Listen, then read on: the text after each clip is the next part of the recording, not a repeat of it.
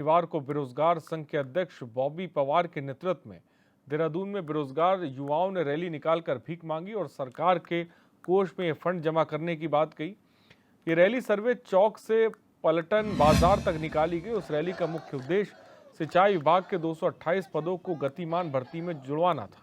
बेरोजगारों का आरोप है कि विभागीय मंत्री ने वित्त की कर्मियों के चलते 228 पदों को हटाया है, इसलिए तकनीकी बेरोजगार अब भीख मांग कर सरकार को वित्त सहायता दे रहे हैं।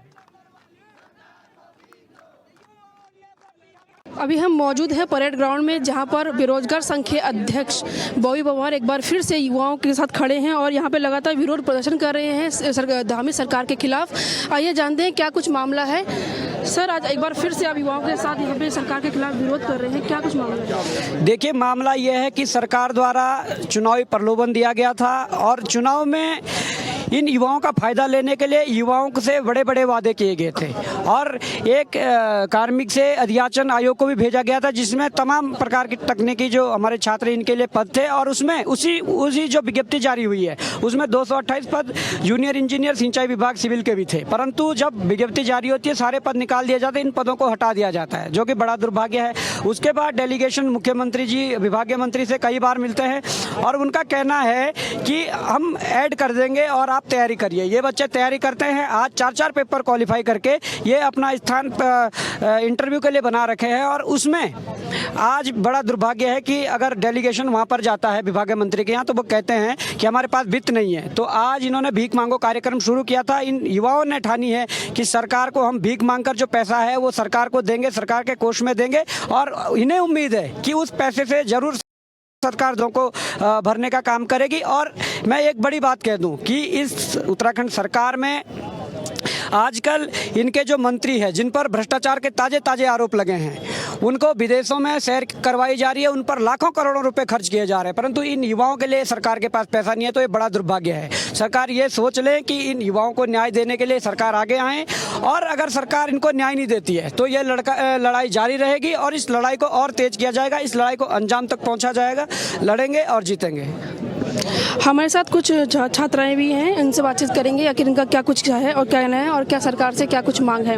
आपकी सरकार से क्या मांग है और क्या? हमें सरकार से बस यही कहना है कि हमारी इरिगेशन पोस्ट जो है वो ऐड करी जाए, 228 पोस्ट हमारी ऐड करी जाए। हम इतने दिन से अनशन पे बैठे हुए हैं कि हमारी पोस्ट ऐड करी जाए। हमारे एक भाई भूखे भी बैठे हैं जिनकी हालत बिगड़ चुकी है, लेकिन सरकार हमारी सुन रही है। सरकार से हमें उम्मीद है तभी तो हम यहाँ आए। जिन्हें सरकार से उम्मीद ही नहीं है वो तो यहाँ आ ही नहीं रहे। उन्हें पूरा भरोसा है कि सरकार हमारा काम नहीं करेगी, लेकिन हमें सरकार पर भरोसा है कि सरकार हमारा काम करेगी, तभी हम यहाँ पर आ रहे हैं। ऐसा नहीं है कि जैसे अब ये लोग कह रहे हैं, ऐसा नहीं है। बाकी नेताओं की भी जिम्मेदारी है कि वो धामी जी को समझाएं कि हमारी इरिगेशन पोस्ट ऐड करी जाए। अब बाद में लोग क्या परिवार किया उन्होंने कि सीएम चेंज कर देंगे, इस बार भी सीएम चेंज कर देंगे तो धामी सरकार लगेगी। लेकिन हमारा तो पूरा बीजेपी से मांगे है, लेकिन पूरी बीजेपी अगर बोले धामी सरकार को तो हमें इरिगेशन पोस्ट ऐड करो ताकि हम लोग रोजगार भरते हैं। नारी सशक्तिकरण की बात करते हैं, और कैसे होगी नारी सशक्तिकरण जब हमें रोजगार ही नहीं मिलेगा। इतना माता पिता ने हमारे पैसे लगा के पढ़ाया है और हम क्या करेंगे? एक साल में एक पोस्ट निकलेगी तो हम पूरे उसके साल में भरोसे बैठे रहेंगे? हमें रोजगार चाहिए, ऐड करो इरिगेशन पोस्ट। लगातार जो परीक्षाएं जो हो रही है इसमें घोटाले की बात सामने आ रही है, इस पे आपका क्या कहना है? सरकार से इस पे क्या कहेंगे? सीएम सर से क्या कहेंगे? मैम, घोटाला वगैरह ये तो सेकेंडरी हो गया, बट जो फर्स्ट है हमारा फर्स्ट इरिगेशन के 228 पद जब आपने अध्याचन में दिखाए हैं तो फिर आपको उनको हटाने का कोई मतलब नहीं था। अगर आपके पास वित्त नहीं था तो आपको ऐड ही नहीं करने चाहिए थे। ठीक है, जब हम फर्स्ट डे आपके पास गए तो आपको डे 1 ही हमें मना कर देना चाहिए था कि हमारे पास वित्त नहीं है। एरर यही एरर है कि हम इसको ऐड नहीं कर सकते। इतने आपने चक्कर कटवा दिए और आज अपने ये कंडीशन कर दी है कि सड़कों पे आकर हम लोगों को भीख मांगनी पड़ रही है, टेंशन करना पड़ रहा है, पर सरकार की कान में जू ही नहीं रेंग रही है। हर तरीका आजमा के देख लिया, उनके ऑफिस में जाके देख लिया, प्लीज सर कर दीजिए, प्लीज सर कर दीजिए। और आज आप हमें ये बात बोल रहे हैं कि हमारे पास वित्त नहीं है। ठीक है, आपके पास वित्त नहीं है तो आप डे 1 ही हमें मना कर देते कि हमारे पास वित्त नहीं है।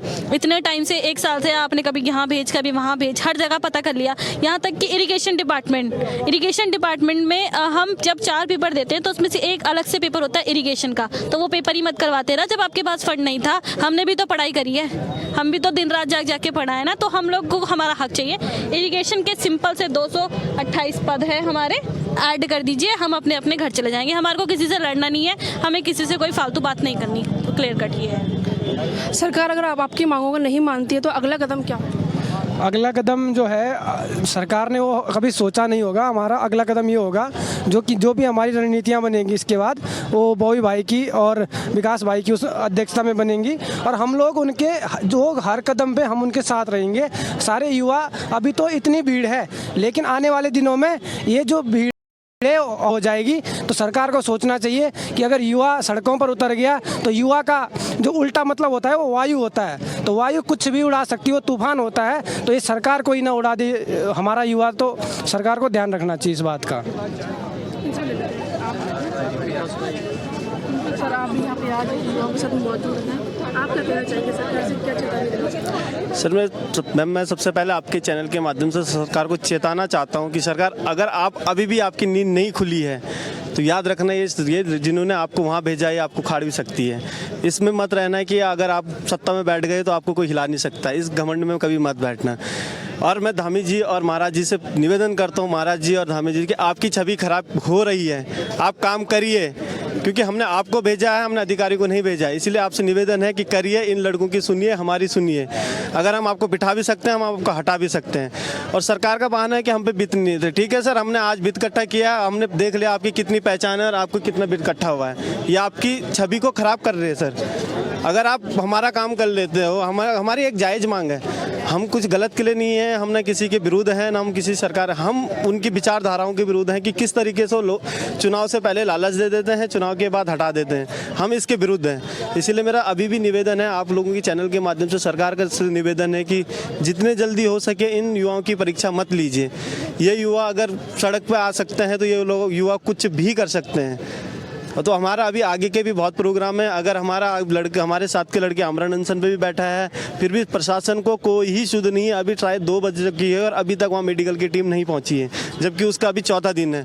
तो कितनी असंवेदनहीनता इन्होंने दिखाई है, आप इस चीज़ को समझ सकते हो कि एक अनशन पे 4 दिन से बैठा है, इनकी 2-3 बजे तक अभी तक कोई मेडिकल टीम वहाँ नहीं पहुँची है। तो ये क्या दिखाता है इनका? वो दिखाते हैं कि युवा है, सड़कों में धक्का खाते रहेंगे, क्या दिक्कत है, जब चुनाव आ जाएगा तो हम देख लेंगे। तो इसी तरीके से हम सरकार को चेताना चाहते हैं कि जितनी शीघ्र हो सके इन लड़कों की बात मान ली जाए और इरिगेशन 228 को यथाशीघ्र उसमें जोड़ के इनको न्याय दे दी जाए।